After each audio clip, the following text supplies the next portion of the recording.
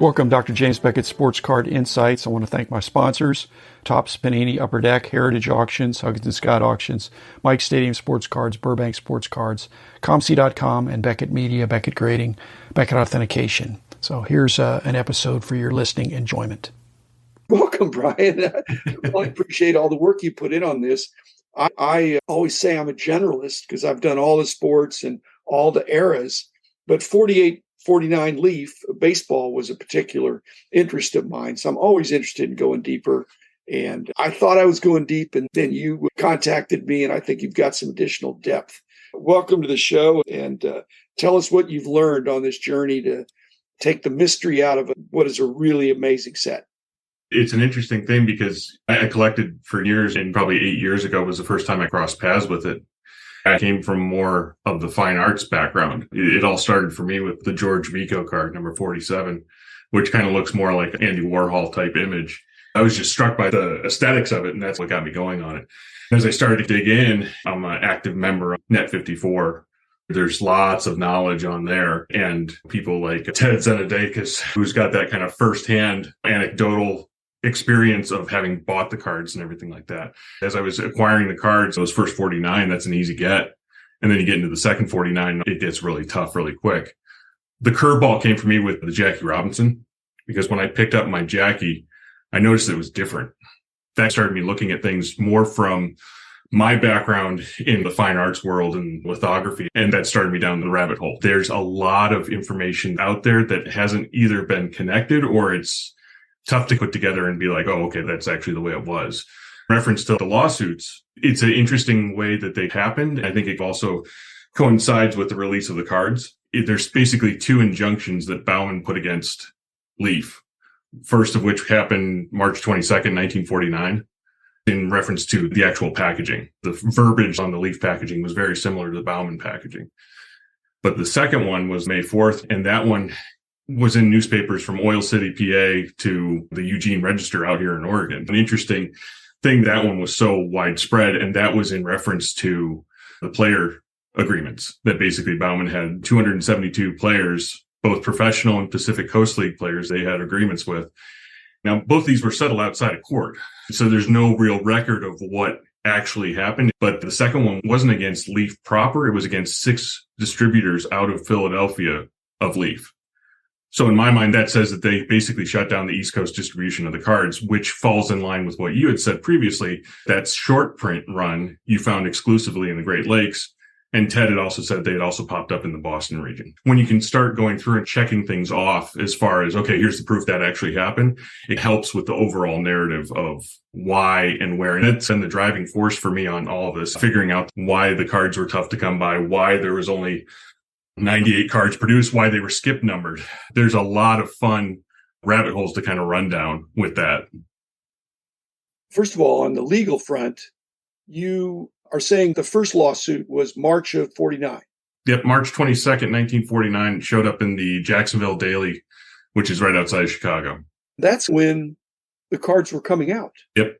Spring of 49 was at least what is perceived as being the release, which again is problematic with the 48 copyrights on the cards, which is kind of my thinking. Back in the day, they were considered 48 because they had 48 copyrights.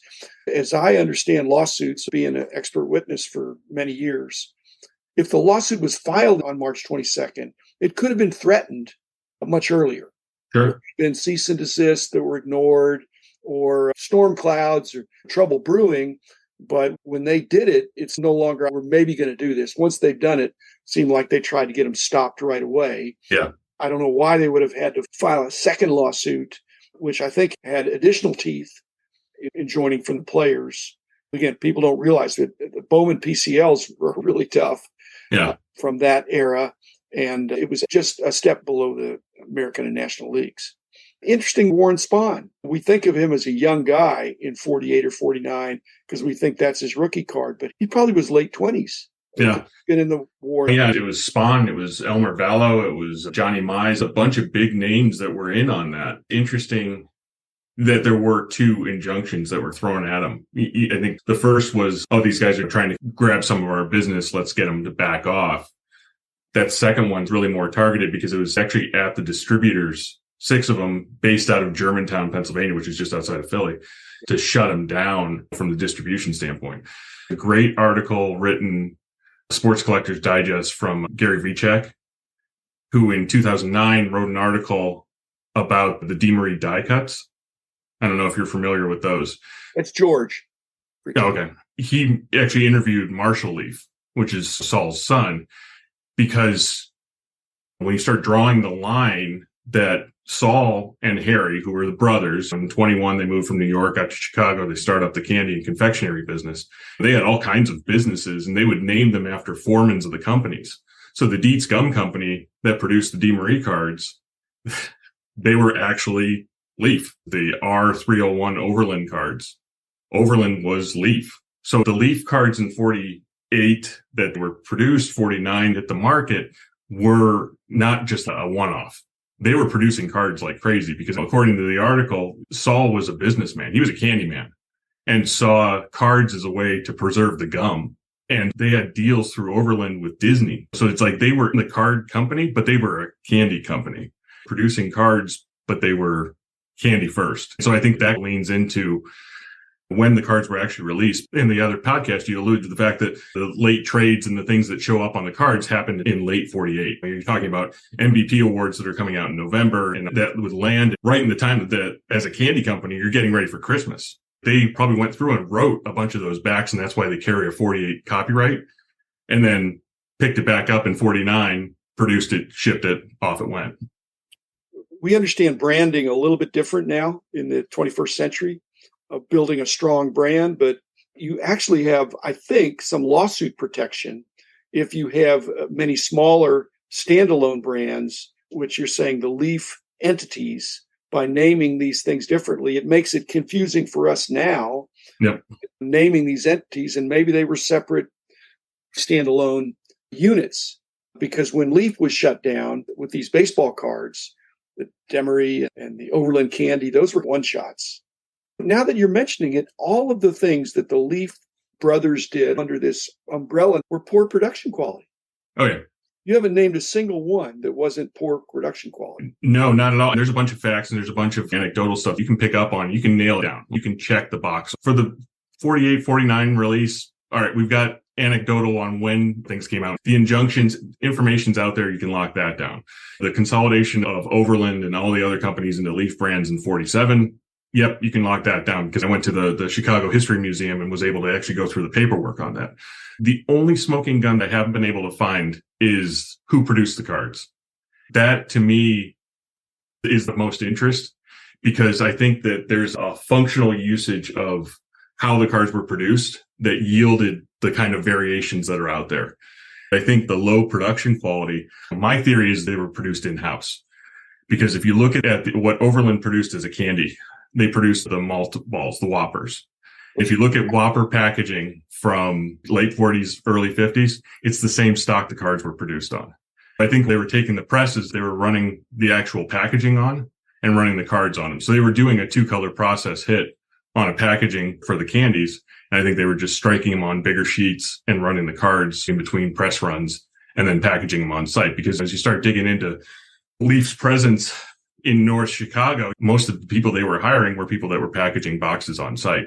There's some great images the History Museum has of just stacks and stacks of boxes they have on site and people, locals, sitting there working because of the incentives that they had, the factory, everything that ran from music to paid time off and everything like that. But they were producing the candies and they were packaging them all on site in North Cicero. That's my conclusion as well. I don't think they were outsourcing the printing. I do believe these cards were printed in the same manner that they printed in folded boxes and die cut. And there could have been more than one location. Nowadays, we think about printing cards, these huge operations with all these special inserting and layering and all that. This was very simple. And the card stock is not great. So no different than a box. The thickness of the cardstock and the quality level when you're not outsourcing, and the same kind of a press check you would do, which I think they were deficient in. Oh, yeah. For a box that you're mass producing, and the box isn't the thing. The box is what you keep the candy in. Yep, exactly. They actually chopped it up and put them in there. The registration is bad. Off-centering is terrible. The card stock is terrible. Real condition sensitivity. So I don't think there is a third-party printer. If there would be more than one printing place that Leaf owned, it was part of their thing, and they want to keep their people busy. They're not going to outsource it. But there may have been more than one set of plates. There definitely was. The most important thing I keep trying to impress on people is that there was at least 2 runs. And stepping aside from color variations, I'm talking actual physical changes to the plate. There was 2 different runs, if not 3. So I would call it a late printing. I've had conversations with PSA trying to get them to recognize the late print, and they won't do it. But what's funny is that it's already being recognized in the Kent Peterson, because there's a black hat and a red hat variation on that. In that late printing, they went through and they affected not only the black plate, which carried all the detail on it, but they also affected the color plate. And the way you can tell is that all of the hats in that late printing have all the details struck out of them. So when I was talking about the Jackie Robinson that I had picked up earlier, when I got that Jackie in, first thing I looked at was his hat, and his hat had 0 detail to it. Bright blue, but it had 0 detail to it. The same way Peterson was done, you can actually go through and see, like on the Stan Musial, there's a black hat and a red hat version of the Stan Musial. You can actually see the mask line where they actually went out and removed all the detail from that black plate. But the change also goes a little bit deeper in the actual color plates, because what you'll see is a bunch of different tabs that'll come down on the backgrounds that essentially connect the background colors to the nameplate. Babe Ruth has it. Phil Rizzuto has it. A bunch of guys have that kind of change that's added to it. And those are physical changes to the plates. So in my book, that's a technical variation because it's an actual physical change to the plate that affects the look of the card. The information you sent me, which I also have my own cards, but I found that to be compelling. Okay. Not to speak for PSA, but being a competitor of PSA and trying to determine what we can grade and what's a legitimate variation, and certainly in the cataloging we did. I think you came at PSA in too broad of a manner. I don't think they're going to say that there are 49 variations, but you make a very compelling case that there are additional variations besides the Hermansky and the Aberson and the Peterson, these other things that are established. I am agreeing with you on the side border, narrower image thing. That to me suggests a different setup. Okay, it's the same art, but the way it was laid out or pasted up, the original artwork to make new plates, they may have messed with it a little bit. So I do believe there were 2 different places or 2 different things. However, the other stuff, and where PSA is having heartburn, is that the blacklist, it doesn't have to be a plate change. It can be just a poor supervisor of the printing press that didn't notice that the black ink was running low or running out. And that provides the detail even on the red. When you have red, there's some black in the red. When you have dark blue, that's because there's some black in the dark blue. Many of those you're pointing out, I think PSA or Beckett could explain away. That could be just a printing flaw is recurrent because the presses keep going. Right. And it's pretty clear Leaf didn't care that. I perceive they didn't care that much about print quality. And I don't think any kids back in 1948 or 49, let's say, were turning back in the cards. No, definitely not. So the additional outlining and detail, that's the absence of black ink. I don't think it's changing the plates in some of those. I'll have to send you an example. Ted had an image of an uncut sheet. And this is where I say there was multiple plate changes, because the Aberson that you called out is one of those things. He's on that uncut sheet. It's got short sleeves.